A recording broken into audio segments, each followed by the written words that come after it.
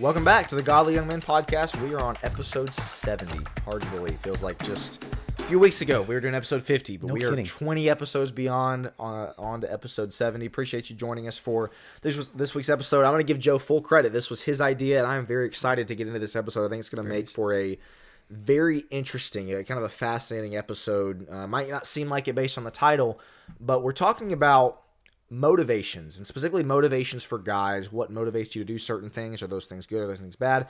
Again, it's a very interesting topic for an episode, but I would say virtually all guys do things in their life, work hard, do various things based on certain motivations. And we've got, I think, 6 total, separate motivations on here.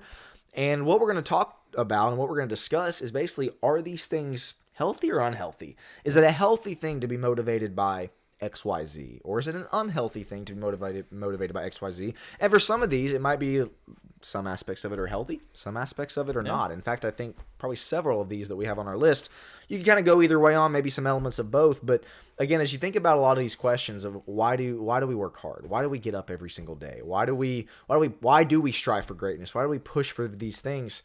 A lot of it comes down to our motivations, and I think what we want to come down on is what are, once again, healthy motivations to be fueled by and unhealthy motivations to be fueled by. I think what you'll find is there's specifically for young men, but this is everybody. You look around in life, this is everybody. This is a struggle because we're trying to figure out our place in the world, and I think we can be motivated by all the wrong things in a lot of ways. So to give a quick example before we jump in, it would be something along the lines of like, maybe you went and helped Miss So-and-so with her groceries, carrying it in, but the only reason you did it is because other people were watching and you knew that was going to make you look good. In a very basic level, not a good understanding, yeah. You did a good thing, but the motivation there was horrible. So we can be motivated by a lot of different things. We're actually going to jump right in on this. The first motivator, and I see this a lot, and I felt this myself, is guilt. Now, first question that you got to ask is, well, is that bad? Is that a negative one, or is that a positive one? Especially if it gets you to do what you're supposed to do. Right. I think about it in the terms of being a Christian. A lot of people got baptized. A lot of people became a Christian because of a feeling of guilt.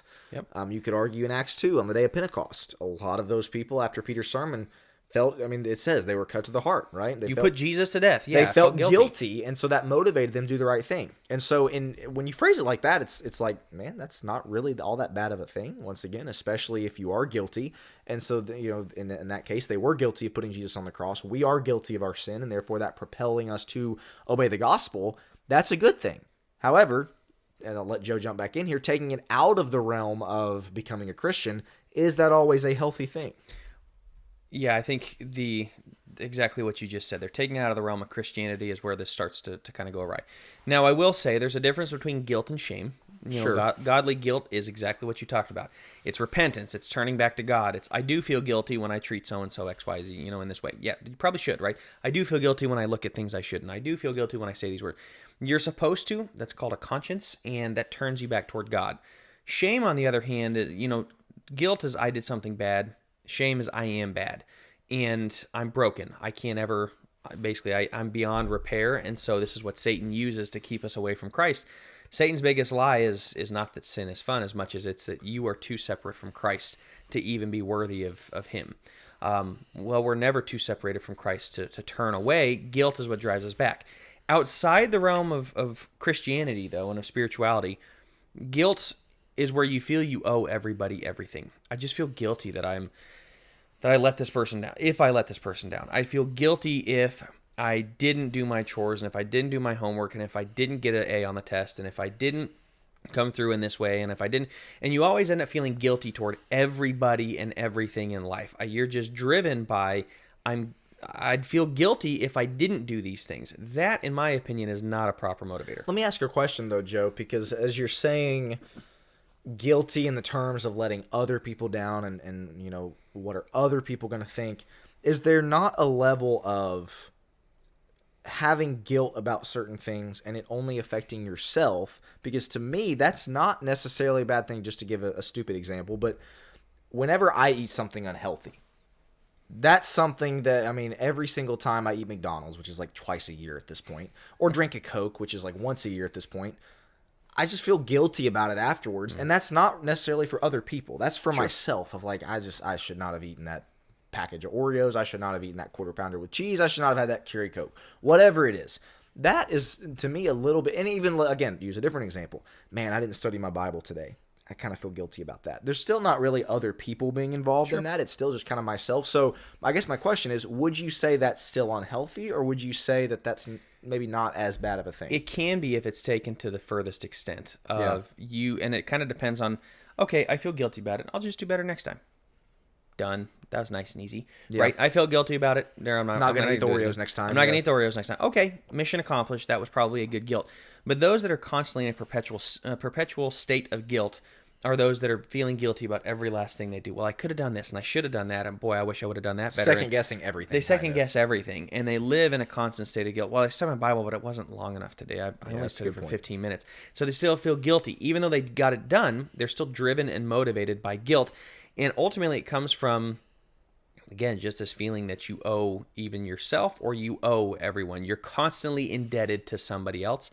I've been there. This is a struggle for me because it's like if I let down my clients, I'd feel guilty about it. It's not that I care about what they think as much as I made the commitment to help them. If I don't help them, I feel guilty. Mm-hmm. So it is still kind of me. I don't care what they think as much as I know what I committed to. This is when you spread yourself thin. You're overcommitted in a lot of ways, and you just feel guilty about letting everybody else down. This is not appropriate motivation. This is not a good motivation that you want day in and day out, where the only reason you get out of bed to go help other people or to go to your job or whatever else is because you feel guilty if you don't. It's going to burn you out, I would say. Correct. It does. Yeah. I can speak to that. It does very much burn you out. You have to ask yourself, what would happen if I let this down? If I drop the ball in this area, what would happen? And if the whole thing is I would feel like the worst person of all time and I'd feel really guilty. And if that's 15 things in your life, yes, you're going to burn yourself out because you are merely keeping the plate spinning just to keep the plate spinning because you're afraid. Basically, you're guilty. You feel guilty if any plate falls instead of going, maybe having 15 plates isn't good. Maybe I need to scale back down to 2 or 3 plates, in which case I can then kind of get into rhythm. But you start building and building and building, and guilt becomes the motivator. So we spent a lot of time on this one. I think this one is probably pretty common. I think there's a lot to say on this one. I'm going to go ahead and move us into the second potential motivation. Which is also very common. And that is fear.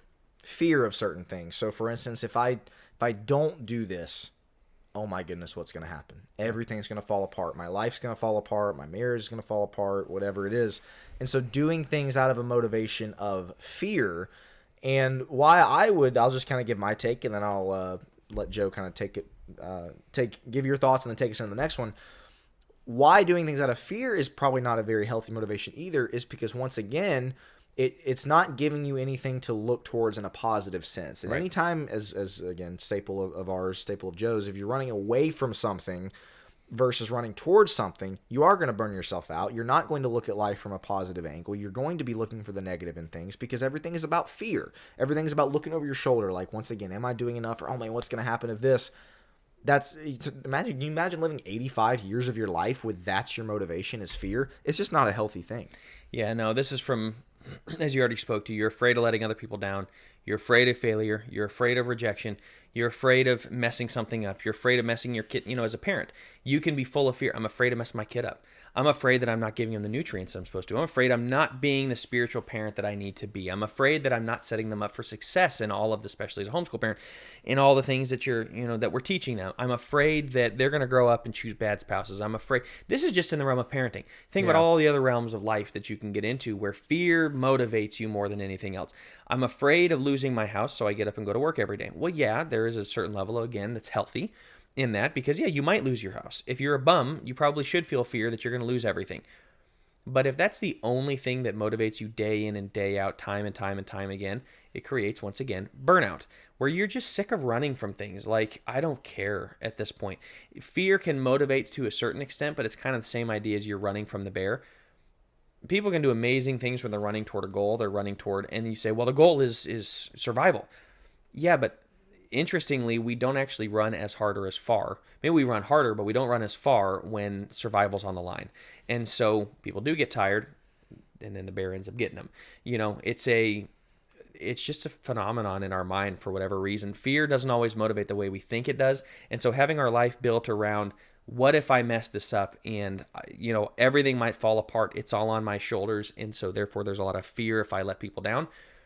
once again, it's not a healthy motivation. I understand it. I understand where it's coming from, but it is not a healthy motivation that's going to continue you into the future without there being some recourse down the line, which usually is, again, burnout, or you get into vices.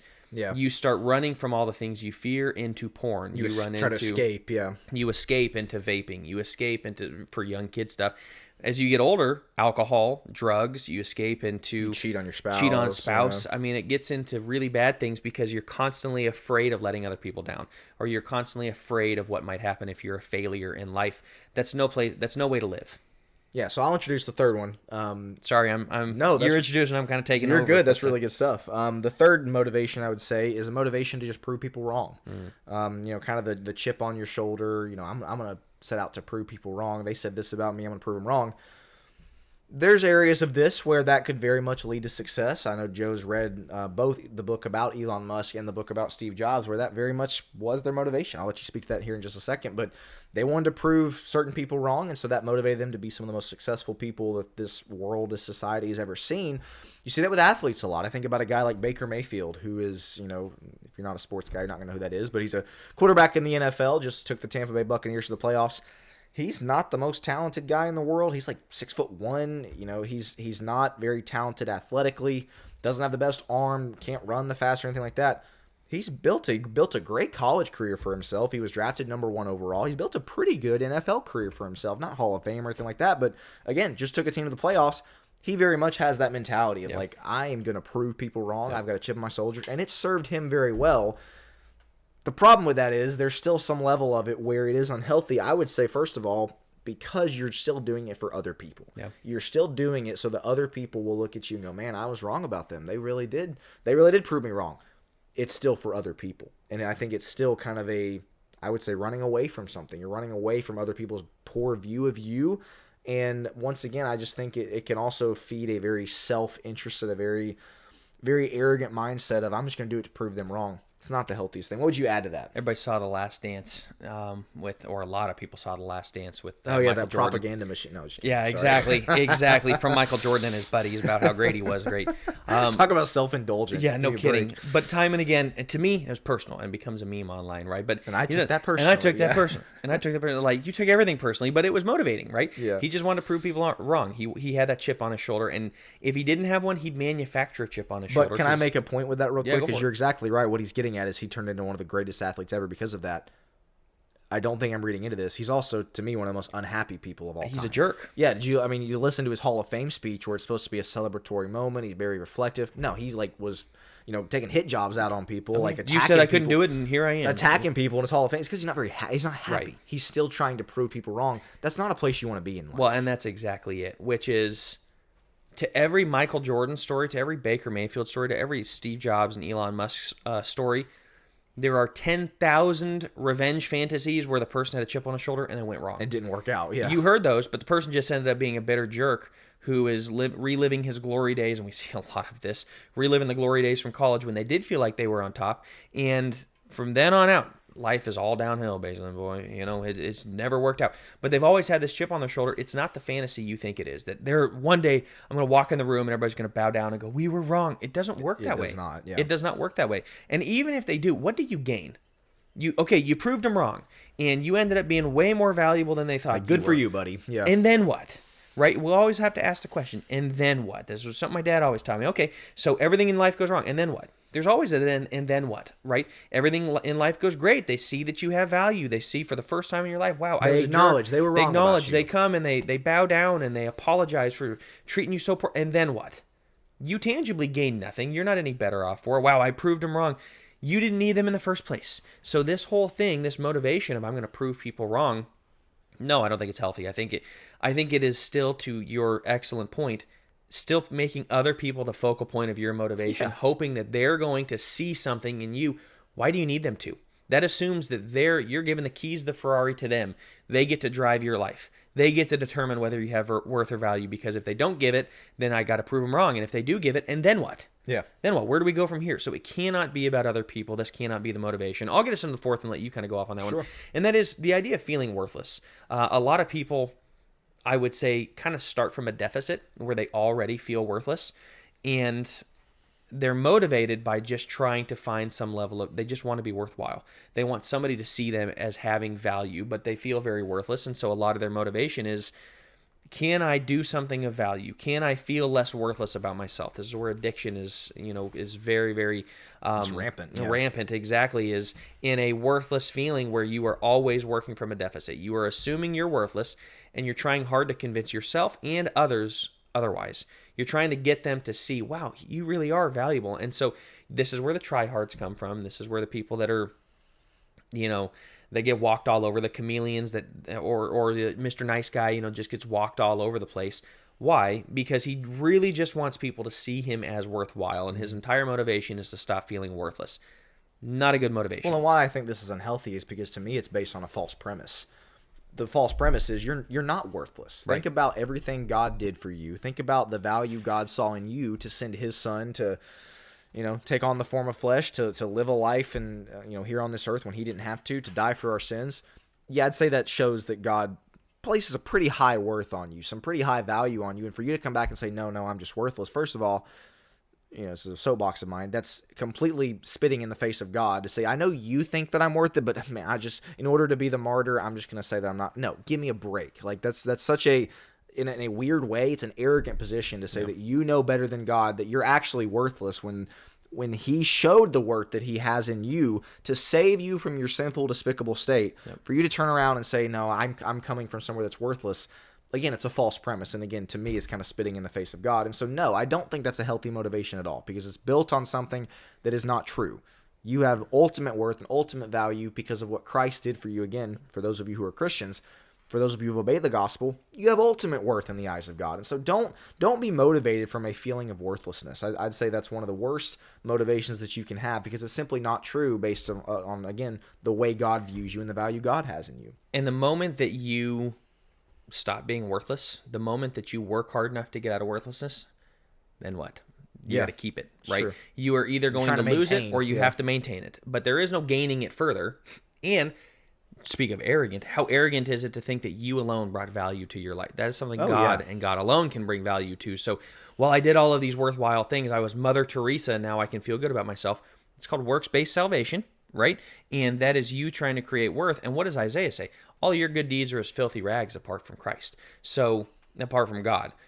Without Christ giving us worth, you're nothing. And with Christ giving us worth, you're everything. Therefore, where do all your good deeds come in? We do those good things because you are worthwhile. So if the motivation is, man, I'm worthless and I got to do anything to make me not feel worthless, bad motivation. You're misunderstanding the gospel. Get us into number 5. Yeah, number 5, doing things based off of, and I kind of had a hard time describing this, but kind of a greed, covetous, like I want status. Yeah. Basically, it's the guy that he wants other people to look at him, and he wants their eyes to pop when they see how successful he is. Yeah, a little bit similar to the wanting to prove people wrong, but just more so, it's not about wanting people to be proved wrong. It's more so about, I want everybody's eyes to pop when they look at how successful I am. I want their eyes to pop when they see what nice cars I drive, what beautiful house I live in, how wealthy I am. Just in general, how successful you are. Once again, what's the problem with this one? Your success, your joy in life is not based in anything to do with God, anything to do with yourself. It's based in what? What do other people think? Right. What are other people? And man, talk about the heightened level of unhappiness you are in life when every decision you make is based on what are other people going to think. The person who lives their life out of a motivation of, I just want to get to the top so that other people will look at me and wish that they were me. Again, the Andrew Tates of the world. Talk about a kind of a miserable life, to be honest. Talk about an empty life, a very futile life. That's the life a lot of guys live, is I want to get to the top and drive the nicest cars and have this net worth or whatever because I want other people to look at me and just to be absolutely wowed. That motivation is only going to get you so far. It's that bumper sticker. He who has the most stuff wins. Wrong. There's no point that, in accumulating all your wealth and your status and everything else. So that you can post it all on social media. Like, right. No, yeah. So what? And then what? Like, your motivation has to be pure. It has to be something that we're going to get to in a little bit, kind of wrap up with what a positive motivation actually is in life. But to get status, we always come back around to like, okay, and then what? So you got status. Everybody thinks you're great. You may be the most famous person in the world. You may be the person that everybody looks up to. You think of somebody like Taylor Swift.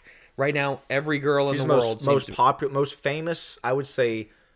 celebrity on the planet. Yeah. You could argue. Yeah, Maybe I think Ronaldo or something, but Yeah, you know, I mean, that's true. certainly in America, Taylor Swift is Certainly in America and mostly around the globe, Taylor Swift is one of the... Okay, so you become her. And then what? Like, your motivation can't be just to be her, because she's miserable in a lot of ways, and she's a raging feminist, and she's not going to be happy in her life. She's had a string of guys that all the albums are about. I mean, we're talking dozens of guys at this point. Like, she's clearly not happy. And you go, well, she's probably happy with money. No, I don't think she is. I don't think she is. She is what we see with Ecclesiastes and Solomon. All is vain, futile. yeah. It's all vain. Like, I got it and great. And that's, I would say, Ecclesiastes speaks exactly to this motivation. So your motivation is to have status. It's this greed. It's this wealth. It's all vain and futile and going nowhere anyway. Now, let me say this, just add a qualifier. I don't think it's wrong to seek success in life. I agree. don't think it's wrong, especially as a guy. It's just kind of natural in you to want to be successful, to want to make good money, to want to have a nice job, to want to set yourself up well, set up your family well. That's not it at all. We're not here saying, Right. the poor, being poor is better or strive to be poor. Nothing like that. Obviously, both of us are really trying to work hard and be successful and get make a good amount of money and all those things. It's, once again, are you doing it so that other people will look at you and go, man, I wish I was him. Right. Man, I wish I was as rich as that guy. I wish I had his status. If that's your motivation, that's the problem. I'm going to go ahead and get us into the last one, though. Yep. Before, I don't actually have it on the outline, but we're going to ask the question, what is a good motivation? What is a positive motivation? I know I've got my answer. I'm sure Joe's got his. We'll end with that, but real quickly, for the last kind of not great motivation we have on here, is a motivation of pride, motivation of arrogance. And I'll be pretty vulnerable here. This is the one that I struggle with the most, of being motivated from this way of kind of like, I want to do things and I want to get to a certain level basically because I don't want to be a loser. Basically because I kind of want to be better than other people in some ways. And that's a problem. That's, again, a very prideful position to come from, to say, I'm motivated by, again, just so that people will look at me and say, yeah, he's not a loser. He's clearly done well for himself. There's a level of that where I think that can be healthy, of like, hey, not wanting to be a loser, that's a good thing. But again, it's still doing it so that other people will say, okay, he's better than this person, or man, he's doing this, good for him. Not a great motivation either, because again, it's very self-focused. It's very prideful. It's very arrogant for you to have that motivation for whatever it is in your life, for whatever your job or your career or your success level is. If you're doing it out of pride, you're doing it out of arrogance, doing it so that other people will look at you, it's not a good thing. With each of these, as you'll see, they all come from somewhere. They're all driven by some life experience, some underlying need that we have in life, a need for you to establish yourself. In my opinion, it makes sense. Your dad's your dad. Everybody knows your dad. You're looking to establish yourself not as a Harrop. You're looking to establish yourself as Will Harrop, right? As somebody, it's like, I don't want you thinking higher of me because of I want to bum off my dad's last name. Correct. Yeah. So you're going to try to be the best you can be, and maybe that comes across as arrogant, whatever. You don't want to be a loser. You don't want to besmirch your family name, but you also want to make a name of your own. Sure. I think that makes sense. For me, guilt is a major motivator for me. I think I grew up in a house where grace wasn't taught all that much, and so there was kind of a hellfire brimstone, like, you need to do these things. Yeah. You got to do better. You got to push more. You got to go further. And in each of those, you feel guilty if you don't. You feel like you're letting people down, and that's just the way that my life was kind of established up to this point. So guilt is a major motivator for me. My wife and I have talked. Fear is a major motivator for her. She's got her own things in her past that kind of create that for her. Fear of being a failure, fear of rejection, fear of things like that.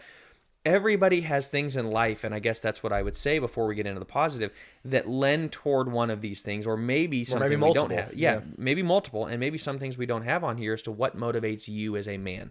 What gets you out of bed in the morning? What causes you to do the things that you do?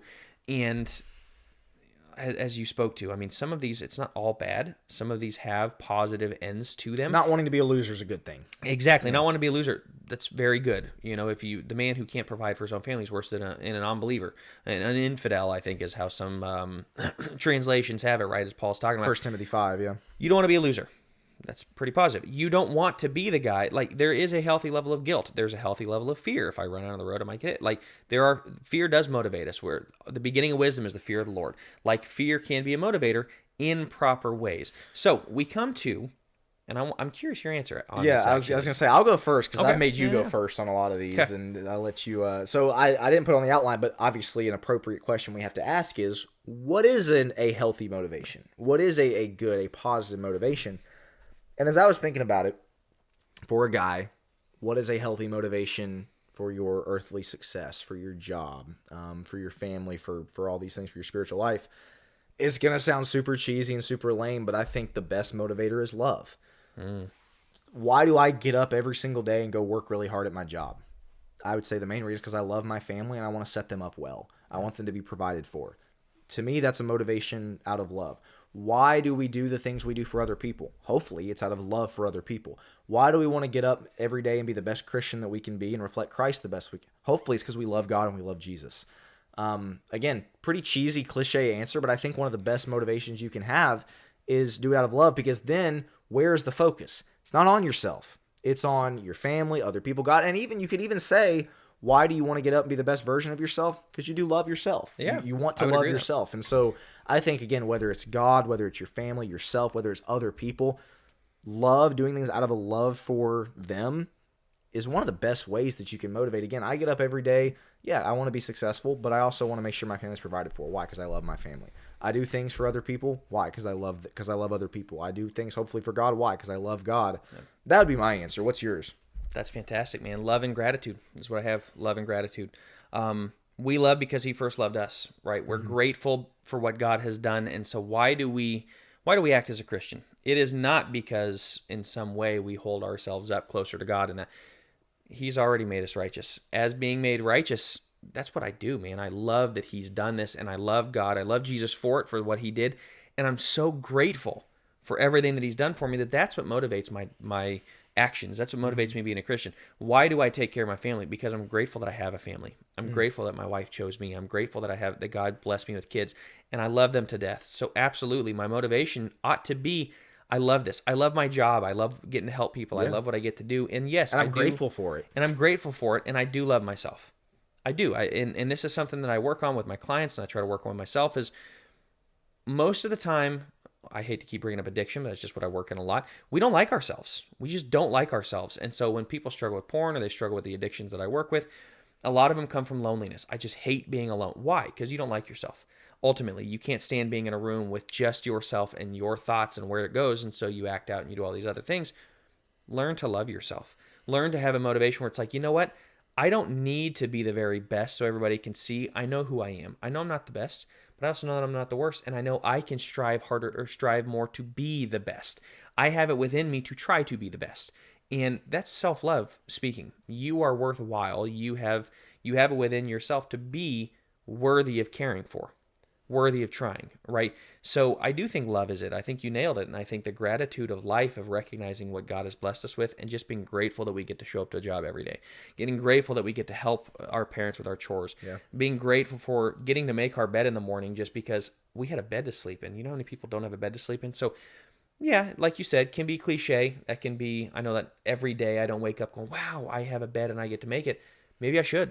It's a perspective thing. Maybe I should. It's a perspective thing. I would challenge every single listener, every single watcher, if you're on YouTube, consider right now, what is your main motivation? Again, maybe it's a blend of a few, but like, what is your main motivation? Why do you get up and work really hard? Why do you do, whatever it is you do in your life right now, whatever it is that you're passionate about, whatever it is that kind of dominates your life right now, why do you do it? What motivates you? And if it's any of the things that we talked about that could be looked at and be seen as unhealthy, challenge yourself to kind of change that. Again, that's going to be a hard habit to break, to be motivated by something different. But the first step would be to kind of accurately diagnose what are you motivated by, and then work towards being motivated by love and by gratitude rather than all these other things, guilt, fear, feeling worthless, arrogance, whatever it is. Again, it's a bit of a different topic for an episode, but hopefully it was enlightening. Hopefully it was something that, again, I think all guys are motivated by one of these things. All motivated by something. Everybody's motivated by something. Again, whether it's to feel needed, wanted, any of these things. And so I would challenge you, accurately diagnose yourself and then determine where is it in your life that you think you could improve when it comes to motivations. With, again, whatever it is that you're going through in your life, be motivated by love, be motivated by gratitude. If there's another one on our list another one that was not on our list that you think would have been a good addition, leave a comment, let us know. Anything else to add before we wrap this episode? That was a great wrap. This has been episode 70. Man, 70 of the Godly Young Men podcast. Thank you for listening. We will catch you again next week.